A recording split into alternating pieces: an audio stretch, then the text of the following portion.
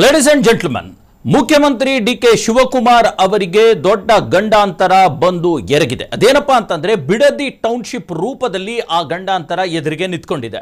ಮುಖ್ಯಮಂತ್ರಿ ಡಿ.ಕೆ. ಶಿವಕುಮಾರ್ ಯಾವುದೇ ಕಾರಣಕ್ಕೆ ಬಿಡದಿ ಟೌನ್ಶಿಪ್ ಅನ್ನ ನಾನು ಮಾಡಿಯೇ ಸಿದ್ಧ, ಶತಾಯ ಗತಾಯ ಅದರ ಅನುಷ್ಠಾನ ಮಾಡೇ ಮಾಡ್ತೀನಿ ಅನ್ನುವಂಥ ಹಠವನ್ನು ಹಿಡಿದು ಬಿಟ್ಟಿದ್ದಾರೆ.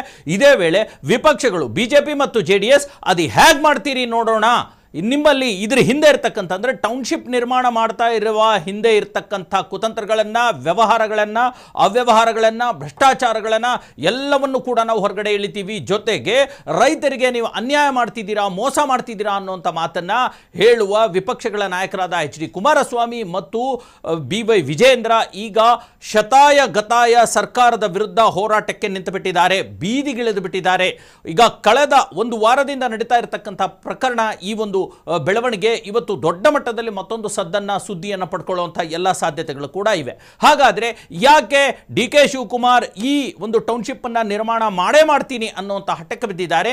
ಯಾಕೆ ವಿಪಕ್ಷಗಳು ಇದನ್ನು ವಿರೋಧಿಸ್ತಿದ್ದಾರೆ? ಜೊತೆಗೆ ರೈತರ ಪರಿಸ್ಥಿತಿ ಏನು, ಇದರ ಹಿಂದೆ ಇರತಕ್ಕಂಥ ಬೇರೆ ಬೇರೆ ರೀತಿಯ ವ್ಯವಹಾರಗಳು, ಅವ್ಯವಹಾರಗಳು, ಜೊತೆಗೆ ಟೆಂಡರ್ನ ಹಿಂದೆ ಇರತಕ್ಕಂಥ ಕಾರಣಗಳು, ಮತ್ತು ಅವಾಗ ಪರ್ಮಿಷನ್ ಕೊಟ್ಟಿರ್ತಕ್ಕಂಥ ಕುಮಾರಸ್ವಾಮಿ ಈಗ ಯಾಕೆ ವಿರೋಧ ಮಾಡ್ತಿದ್ದಾರೆ?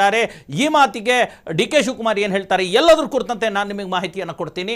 ನೀವು ನೋಡ್ತಾ ಇದ್ದೀರಾ ನೆಲ ಜಲ ಭಾಷೆಗಾಗಿ ಪ್ರಾಮಾಣಿಕ ಪತ್ರಿಕೋದ್ಯಮ ನಿಮ್ಮ ಫೋಕಸ್ ಟಿವಿ. ಇದು ಎಕ್ಸ್ಪ್ಲೈನರ್, ನಾನು ಹಬೀಬ್ ದಂಡಿ.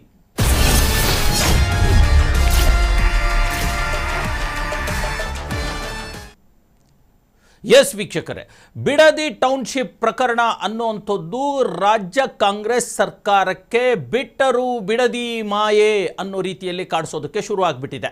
ಅದು 2006ರ ಒಂದು ಘಟನೆ ನೋಡಿ. ಮುಖ್ಯಮಂತ್ರಿಯಾಗಿ ಇದೇ ಜೆಡಿಎಸ್ ಪಕ್ಷದ ಮೈತ್ರಿ ಸರ್ಕಾರದ ಜೆಡಿಎಸ್ ಮತ್ತು ಬಿಜೆಪಿಯಿಂದ ಮೈತ್ರಿ ಸರ್ಕಾರ ರಚಿಸಿರ್ತಕ್ಕಂಥ ಎಚ್ ಡಿ ಕುಮಾರಸ್ವಾಮಿ ಅವರು ಅವತ್ತು ಮುಖ್ಯಮಂತ್ರಿಗಳಾಗಿದ್ದರು. ಕಾಂಗ್ರೆಸ್ ಮತ್ತು ಜೆಡಿಎಸ್ ಪಕ್ಷ ಜೊತೆಗಿತ್ತು. ಧರಮ್ ಸಿಂಗ್ ಅವರಿಗೆ ಕೈ ಕೊಟ್ಟಿರ್ತಕ್ಕಂಥ ಕುಮಾರಸ್ವಾಮಿ ಜಮೀರ್ ಅಹಮದ್ ಅವರ ನ್ಯಾಷನಲ್ ಟ್ರಾವೆಲ್ಸ್ ಬಸ್ಸಲ್ಲಿ ಹತ್ಕೊಂಡು ತಮ್ಮ ಬಹುತೇಕ ಜೆಡಿಎಸ್ನ ಶಾಸಕರನ್ನ, ಒಂದಷ್ಟು ಜನ ಬಿಜೆಪಿಯ ಶಾಸಕರನ್ನು ಕೂಡ ಒಟ್ಟಿಗೆ ಹಾಕ್ಕೊಂಡು ರೆಸಾರ್ಟ್ ರಾಜಕಾರಣವನ್ನು ಮಾಡಿ ಕರ್ನಾಟಕ ರಾಜಕೀಯ ಇತಿಹಾಸದಲ್ಲಿ ಮೊದಲ ಬಾರಿಗೆ ಆ ರೀತಿಯ ಆಪರೇಷನ್ ಕಮಲ ಅಥವಾ ಒಂದು ರೀತಿಯ ಇರುವಂಥ ಸರ್ಕಾರವನ್ನೇ ಬೀಳಿಸುವಂಥ ಪ್ರಕ್ರಿಯೆಗೆ ನಾಂದಿ ಹಾಡಿದ ಎಚ್ ಡಿ ಕುಮಾರಸ್ವಾಮಿ ಅವರು ಅವತ್ತು ಮುಖ್ಯಮಂತ್ರಿಯಾಗಿದ್ದರು. ಅವರ ಕಾಲದಲ್ಲೇ ಈ ಒಂದು ಬಿಡದಿ ಟೌನ್ಶಿಪ್ಗೆ ನೋಟಿಫಿಕೇಶನ್ ಮಾಡಲಾಗಿತ್ತು. ಸ್ವತಃ ಕುಮಾರಸ್ವಾಮಿ ಅವರೇ ಅವತ್ತು ಈ ಕುರಿತಂತೆ ಸ್ಪಷ್ಟನೆಯನ್ನು ಕೂಡ ಕೊಟ್ಟಿದ್ದರು. ಯಾವುದೇ ಕಾರಣಕ್ಕೆ ಇಲ್ಲಿ ಟೌನ್ಶಿಪ್ ಆಗಬೇಕು, ಬೆಂಗಳೂರಿನ ಒತ್ತಡವನ್ನು ಕಡಿಮೆ ಮಾಡಬೇಕು, ಹಾಗಾಗಿ ಇಲ್ಲಿ ಬೆಂಗಳೂರಿನ ಚಟುವಟಿಕೆಗಳನ್ನು ಬೆಂಗಳೂರು ಹೊರವಲಯಕ್ಕೆ ವಿಸ್ತರಣೆ ಮಾಡಬೇಕಾಗಿರೋದ್ರಿಂದ ರಾಮನಗರ ಮತ್ತು ಈ ಕಡೆ ಕನಕಪುರ, ಆನೇಕಲ್, ಚಿಕ್ಕಬಳ್ಳಾಪುರ ಮತ್ತು ಈ ಕಡೆ ಬಿಡದಿ ಕಡೆಗೆ ಬೆಂಗಳೂರಿನ ಚಟುವಟಿಕೆಗಳನ್ನು ವಿಸ್ತರಿಸಬೇಕು ಅನ್ನುವಂಥ ಕಾರಣ ನೀಡಿ ಇದೇ ಎಚ್ ಡಿ ಕುಮಾರಸ್ವಾಮಿ ಅವರು ಅವತ್ತು ಟೌನ್ಶಿಪ್ ನಿರ್ಮಾಣಕ್ಕೆ ಮುಂದಾಗಿದ್ದರು ಮತ್ತು ಆ ಕುರಿತಂತ ನೋಟಿಫಿಕೇಶನ್ ಅನ್ನು, ಅಧಿಸೂಚನೆಯನ್ನು ಕೂಡ ಹೊರಡಿಸಿದ್ರು. ಈಗ ಕಳೆದ 20 ವರ್ಷಗಳಲ್ಲಿ ಆ ಒಂದು ಯೋಜನೆ ನೆನೆಗುದಿಗೆ ಬಿದ್ದಿತ್ತು. ಯಾವಾಗ ಡಿ.ಕೆ. ಶಿವಕುಮಾರ್ 2023ರಲ್ಲಿ ಬೆಂಗಳೂರು ಅಭಿವೃದ್ಧಿ ಸಚಿವರಾಗ್ಬಿಟ್ರು, ಜೊತೆಗೆ ರಾಮನಗರ, ತಮ್ಮ ಸ್ವಂತ ಜಿಲ್ಲೆ ರಾಮನಗರದಲ್ಲೂ ಕೂಡ ತಮ್ಮ ಅಧಿಕಾರವನ್ನು ಸ್ಥಾಪಿಸಲಿಕ್ಕೆ ಮುಂದಾಗ್ಬಿಟ್ರು. ಜೊತೆಗೆ ರಾಮನಗರ ಜಿಲ್ಲೆಯನ್ನು ಎಚ್ ಡಿ ಕುಮಾರಸ್ವಾಮಿ ಅವರು ನಿರ್ಮಾಣ ಮಾಡಿದ್ದ ರಾಮನಗರ ಜಿಲ್ಲೆ ಅಲ್ವಾ, ಆ ಜಿಲ್ಲೆಯ ಹೆಸರನ್ನು ಕೂಡ ತೆಗೆದುಹಾಕಿ ಅದನ್ನು ಬೆಂಗಳೂರು ದಕ್ಷಿಣ ಜಿಲ್ಲೆ ಅನ್ನುವಂಥ ಒಂದು ಮರುನಾಮಕರಣವನ್ನು ಮಾಡಿ ಈಗ ಅಲ್ಲಿ ಅಭಿವೃದ್ಧಿಯ ಹೆಸರಿನಲ್ಲಿ ಟೌನ್ಶಿಪ್ ಮಾಡೋದಕ್ಕೆ ಹೋಗ್ತಾ ಇರತಕ್ಕಂಥದ್ದು ಎರಡೂ ಪಕ್ಷಗಳ, ಪ್ರಮುಖವಾಗಿ ಒಕ್ಕಲಿಗ ಕೋಟೆ ಅಂತಾನೆ ಕರೆಸಿಕೊಳ್ಳುವಂಥ ರಾಮನಗರ, ಬಿಡದಿ ಮತ್ತು ಕನಕಪುರ ಮತ್ತು ಬೆಂಗಳೂರು, ಇಲ್ಲಿ ದೊಡ್ಡ ಮಟ್ಟದ ಹೋರಾಟಕ್ಕೆ ಈಗ ವೇದಿಕೆ ಸಜ್ಜಾಗ್ಬಿಟ್ಟಿದೆ. ನೋಡಿ, ನಿನ್ನೆಯಿಂದ ಬಹಳ ದೊಡ್ಡ ಮಟ್ಟದ ಪ್ರತಿಭಟನೆಗಳು ನಡೀತಾ ಇವೆ. ಮೊನ್ನೆ ಅಷ್ಟೇ ಅಧಿಸೂಚನೆಯನ್ನು ಕೂಡ ರಾಜ್ಯ ಸರ್ಕಾರ ಹೊರಡಿಸಿಬಿಟ್ಟಿದೆ. ಬಿಡದಿಯ ಬಳಿ ಇರತಕ್ಕಂಥ ಸುಮಾರು 3-4 ಹಳ್ಳಿಗಳು, ಪ್ರಮುಖವಾಗಿ ಕೆಂಪಯ್ಯನಪಾಳ್ಯ, ತಾಯಪ್ಪನದೊಡ್ಡಿ, ಒಡೇರಹಳ್ಳಿ, ಇಂಥ ಕಡೆ ಈ 3 ಗ್ರಾಮಗಳ ಸುಮಾರು 518 ಎಕರೆ ಜಮೀನನ್ನು ವಶಪಡಿಸಿಕೊಳ್ಳೋಕೆ ಅಧಿಸೂಚನೆಯನ್ನು ಕೂಡ ಹೊರಡಿಸಿಬಿಡಲಾಗಿದೆ. ಹಾಗಾಗಿ ಈ ಕುರಿತಂತೆ ಈಗ ಶತಾಯಗತಾಯ ಎಚ್ ಡಿ ಕುಮಾರಸ್ವಾಮಿ ಅವರು ಅಲ್ಲಿ ತಾಳ್ಮೆಯಿಂದ ಇರೋ ಪರಿಸ್ಥಿತಿ ಕಾಣಿಸ್ತಾ ಇಲ್ಲ, ಸಿಡಿದು ಬಿದ್ದುಬಿಟ್ಟಿದ್ದಾರೆ. ರಾಜ್ಯ ಸರ್ಕಾರದ ವಿರುದ್ಧ ಅವರು ಒಂದು ರೀತಿ ಯುದ್ಧಕ್ಕೆ ಬಿದ್ದುಬಿಟ್ಟಿದ್ದಾರೆ. ಕೇಂದ್ರ ರಾಜಕಾರಣವನ್ನು ಕೂಡ ಮರೆತು ರಾಜ್ಯ ರಾಜಕಾರಣಕ್ಕೆ ಬಂದು ಬಿಡದಿಯ ಬಳಿ ರೈತರ ಜೊತೆಗೆ ನಿಂತ್ಕೊಳ್ಳುವಂಥ ಕೆಲಸಕ್ಕೆ ಅವರು ಮುಂದಾಗಿದ್ದಾರೆ. ನೋಡಿ, ಬಿಡದಿ ಬಳಿ ಎಚ್ ಡಿ ಕುಮಾರಸ್ವಾಮಿ ಅವರ ಒಂದು ಫಾರ್ಮ್ ಹೌಸು ಕೂಡ ಇದೆ, 10 ಎಕರೆ ಜಮೀನು ಕೂಡ ಇದೆ, ಅಲ್ಲಿ ನಾನು ವ್ಯವಸಾಯ ಮಾಡ್ತಿದ್ದೀನಿ ಅನ್ನುವಂಥ ಮಾತನ್ನು ಕುಮಾರಸ್ವಾಮಿಗಳು ಹೇಳ್ತಾರೆ. ಇದರ ಜೊತೆಗೆ ರಾಮನಗರ ಒಂದು ರೀತಿಯ ಅವರ ಒಂದು ಕರ್ಮಭೂಮಿ ಇದ್ದ ಹಾಗೆ. ಯಾಕಂದರೆ ರಾಮನಗರ ಜಿಲ್ಲೆ ಅಂತಂದು ಹೇಳಿ ಅದಕ್ಕೆ ಅಸ್ತಿತ್ವವನ್ನು ಕೊಟ್ಟವರು, ರೂಪವನ್ನು ಕೊಟ್ಟವರು, ಬೆಂಗಳೂರಿನಿಂದ ಪ್ರತ್ಯೇಕಿಸಿ ಪ್ರತ್ಯೇಕ ಜಿಲ್ಲೆ ಅಂತ ಮಾಡಿದವರೇ ಕುಮಾರಸ್ವಾಮಿಗಳು ಅಲ್ವಾ. ಹಾಗಾಗಿ ತಮ್ಮ ರಾಜಕೀಯದ ಭವಿಷ್ಯವನ್ನು ಇಟ್ಕೊಂಡು ಆ ಕೆಲಸವನ್ನು ಮಾಡಿದರು. ಈಗ ಅಂತಹ ಕುಮಾರಸ್ವಾಮಿ ನಿರ್ಮಾಣ ಮಾಡಿರ್ತಕ್ಕಂಥ ತಮ್ಮ ಸ್ವಂತ ಜಿಲ್ಲೆಯಲ್ಲಿಯೇ ಡಿ ಕೆ ಶಿವಕುಮಾರ್ ಅವರು ಕೂಡ ರಾಮನಗರ ಜಿಲ್ಲೆಗೆ ಸಂಬಂಧಪಟ್ಟಿದ್ದರು ಅಲ್ವಾ. ಕನಕಪುರ ರಾಮನಗರಕ್ಕೆ ಬರ್ತಾ ಇತ್ತು, ಈಗ ಅದು ಬೆಂಗಳೂರು ದಕ್ಷಿಣ ಜಿಲ್ಲೆ ಆಗಿದೆ. ಕುಮಾರಸ್ವಾಮಿಗಿಂತ ಮೊದಲ ಮೂಲ ಜಿಲ್ಲೆಯವರಾಗಿದ್ದವರು ಡಿ ಕೆ ಶಿವಕುಮಾರ್ ಅವರು. ಎಚ್ ಡಿ ಕುಮಾರಸ್ವಾಮಿ ಯಾವಾಗ ಬಂದರೂ ಅದು ಅವರ ಕೋಟೆ ಅಂತ ಆಗ್ಬಿಡ್ತು. ಬಿಡದಿ ಏರಿಯಾ ಅದೆಲ್ಲ, ರಾಮನಗರ, ಬಿಡದಿ ಮತ್ತು ಚನ್ನಪಟ್ಟಣ ಇದೆಲ್ಲ ಅಲ್ವಾ. ಈ ಹಂತದಲ್ಲಿ ಡಿ ಕೆ ಶಿವಕುಮಾರ್ ದೊಡ್ಡ ಮಟ್ಟದ ಈ ಒಂದು ಟೌನ್ಶಿಪ್ ಇಂಪ್ಲಿಮೆಂಟೇಷನ್ಗೆ ಮುಂದಾಗಿರ್ತಕ್ಕಂಥದ್ದು ಎರಡೂ ಪಕ್ಷಗಳ ನಡುವೆ ಹೊಡೆದಾಟಕ್ಕೆ ಶುರುವಾಗಿದೆ. ನಿನ್ನೆ ಅಷ್ಟೇ ಈಗಾಗಲೇ ರೈತರು ಸಾಕಷ್ಟು ರೀತಿಯ ಪ್ರತಿಭಟನೆಯನ್ನು ಕೂಡ ಮಾಡಿದ್ದಾರೆ. ಈ 3 ಊರುಗಳಲ್ಲಿ ನಾನು ಹೇಳಿದೆ, ಕೆಂಪಯ್ಯನಪಾಳ್ಯ, ತಾಯಪ್ಪನದೊಡ್ಡಿ, ವಡೇರಹಳ್ಳಿ ಮುಂತಾದ ಇದೆಂಥದ್ದು ಇನ್ನೊಂದು ಅರ್ಲಾಳ ಸಂದ್ರ ಅನ್ನುವಂಥದ್ದು ಒಂದಿದೆ. ಇಲ್ಲೆಲ್ಲ ಕೂಡ ಪ್ರೊಟೆಸ್ಟ್ ನಡೆದಿದೆ. ಯಾವುದೇ ಕಾರಣಕ್ಕೆ ಎಷ್ಟು ಕೋಟಿ ರೂಪಾಯಿ ಕೊಟ್ಟರು ಕೂಡ ನಮ್ಮ 1 ಇಂಚು ಜಮೀನು ಬಿಡೋದಿಲ್ಲ ಅನ್ನುವಂಥ ಮಾತನ್ನು ಹೇಳ್ತಿದ್ದಾರೆ. ಇದ್ರ ಜೊತೆಗೆ ಒಂದು ಮೂಲಗಳ ಪ್ರಕಾರ ಅಲ್ಲಿ ಇರತಕ್ಕಂತಹ ಸುಮಾರು 90% ರೈತರಿಗೆ 1 ಎಕರೆಗೂ ಕೂಡ ಜಮೀನು ಕೂಡ ಇಲ್ಲ. ಬಹುತೇಕ ರೈತರದು 1 ಎಕರೆಗಿಂತ ಕಡಿಮೆ ಇದೆ. ಅಷ್ಟರಲ್ಲೇ ಅವರು ಕಾಂಗ್ರೆಸ್ ಸರ್ಕಾರ, ಮುಖ್ಯಮಂತ್ರಿ ಡಿ ಕೆ ಶಿವಕುಮಾರ್ ಇದರ ಹಿಂದೆ ಅವರ ಕೈವಾಡ ಇದೆ. ಇದನ್ನು ಬಿಸ್ನೆಸ್ಗೆ ಬಳಸ್ಕೊಳ್ತಾ ಇದ್ದಾರೆ. ಒಬ್ಬ ಬಿಸ್ನೆಸ್ ಮ್ಯಾನ್ ಸಿಎಂ ಆದರೆ ಆಗುವಂಥ ಪರಿಸ್ಥಿತಿ ಇದೆ ಅನ್ನುವಂಥ ಮಾತನ್ನು ಹೇಳ್ತಿದ್ದಾರೆ. ಮಧ್ಯವರ್ತಿಗಳಿಗೆ, ಲ್ಯಾಂಡ್ ಡೆವಲಪರ್ಸ್ಗಳಿಗೆ ಭೂಮಿ ಪರಭಾರೆ ಮಾಡೋದಕ್ಕೆ ಈ ಒಂದು ಯೋಜನೆಯನ್ನು ಇಂಪ್ಲಿಮೆಂಟ್ ಮಾಡಲಾಗ್ತಾ ಇದೆ, ಬಿಡದಿ ಟೌನ್ಶಿಪ್ ಯೋಜನೆ ಅನ್ನುವಂಥ ಮಾತನ್ನು ಎಚ್ ಡಿ ಕುಮಾರಸ್ವಾಮಿ ನೇರವಾಗಿ ಹೇಳ್ತಾರೆ. ಮುಂದುವರೆದವರು ಹೇಳ್ತಾರೆ, ಬಿಡದಿಯಲ್ಲಿ ಈಗ ಮೋದಿ ನನ್ನನ್ನು ಹೊಗಳಿದ್ದಾರೆ ಅನ್ನುವಂಥ ಮಾತನ್ನು ಹೇಳ್ತಿದ್ದಾರಲ್ಲ, ನಾನು ಕೂಡ ಟೌನ್ಶಿಪ್ಗಳನ್ನು ಮಾಡಿದ್ದೀನಿ, ಡಿ ಕೆ ನೀನು ಒಳ್ಳೆ ಕೆಲಸ ಮಾಡ್ತಾ ಇದೆಯಾ ಮಾಡು ಅನ್ನುವಂಥ ಮಾತನ್ನು ಮೋದಿ ಹೇಳಿದರು ಅಂತ ಹೇಳ್ತಿದ್ದಾರಲ್ಲ. ಇದು ಮೋದಿ ಹೆಸರನ್ನು ಹೇಳಿ ಇವರು ಮಿಸ್ಯೂಸ್ ಮಾಡ್ಕೊಳ್ತಾ ಇದ್ದಾರೆ.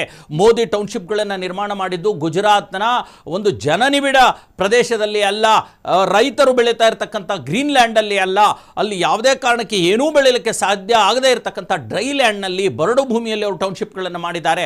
ಆದರೆ ಡಿ ಕೆ ಮಾಡೋ ಕೊಟ್ಟಿರ್ತಕ್ಕಂಥದ್ದು ರೈತರ ಜಮೀನನ್ನು ಕಬಳಿಸಿ ಅಲ್ಲಿ ನೋಡಿ ಲಕ್ಷಾಂತರ ತೆಂಗಿನ ಮರಗಳಿದ್ದಾವೆ, ಜೊತೆಗೆ ಬೇಕಾದಷ್ಟು ಅಡಿಕೆ, ಬಾಳೆ ಮುಂತಾದ ಬೆಳೆಗಳನ್ನು ಕೂಡ ಬೆಳೆಯಲಾಗುತ್ತೆ. ಪ್ರತಿದಿನ ಲಕ್ಷಾಂತರ ಲೀಟರ್ ಹೈನುಗಾರಿಕೆ ಹಾಲನ್ನು ಕೂಡ ಬೆಂಗಳೂರು ಜಿಲ್ಲೆಗೆ ತಲುಪಿಸಲಾಗುತ್ತೆ. ಈ ಥರದ ಒಂದು ನಡೀತಾ ಇರತಕ್ಕಂಥ ಪ್ರದೇಶದಲ್ಲಿ ಟೌನ್ಶಿಪ್ ಮಾಡೋದು ಎಷ್ಟು ಮಟ್ಟಿಗೆ ಸರಿ, ಇದು ರೈತರಿಗೆ ಮಾಡುವಂಥ ಅನ್ಯಾಯ ಅನ್ನುವಂಥ ಮಾತನ್ನು ಎಚ್ ಡಿ ಕುಮಾರಸ್ವಾಮಿ ಹೇಳ್ತಾ ಇರ್ತಕ್ಕಂಥದ್ದು.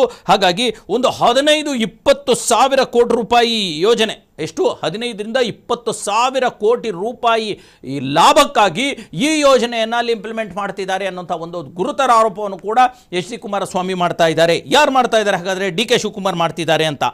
ನೈಸ್ ರೋಡ್ ಅಕ್ರಮದಲ್ಲೂ ಕೂಡ ಇದೇ ಡಿ ಕೆ ಶಿವಕುಮಾರ್ ಅವರ ಹೆಸರು ಕೇಳಿ ಬಂದಿತ್ತು ಅನ್ನುವಂಥದ್ದು ಕೂಡ ಹೇಳ್ತಾ ಇರ್ತಕ್ಕಂಥದ್ದು. ಹಾಗಾಗಿ BMRCL ಮತ್ತು ಗ್ರೇಟರ್ ಬೆಂಗಳೂರು ಅಕ್ರಮದಲ್ಲೂ ಕೂಡ ಡಿ ಕೆ ಶಿವಕುಮಾರ್ ಕೇಳಿ ಬಂದಿತ್ತು. ಈಗ ಈ ಒಂದು ಯಾವುದು ಈ ಬಿಡದಿ ಟೌನ್ಶಿಪ್ ಅಲ್ಲೂ ಕೂಡ ಕೇಳಿ ಬಂದಿದೆ ಅನ್ನೋಂಥ ಮಾತು ಹೇಳ್ತಿದ್ದಾರೆ. ಇದೇ ವೇಳೆ ಬಿಜೆಪಿಯ BY ವಿಜಯೇಂದ್ರ ಕೂಡ ಡಿ ಕೆ ಶಿವಕುಮಾರ್ ವಿರುದ್ಧ ಇಷ್ಟು ದಿನ ಸುಮ್ಮನಿದ್ರಲ್ಲ, ಸಿಡಿದು ಬಿದ್ದಿದ್ದಾರೆ.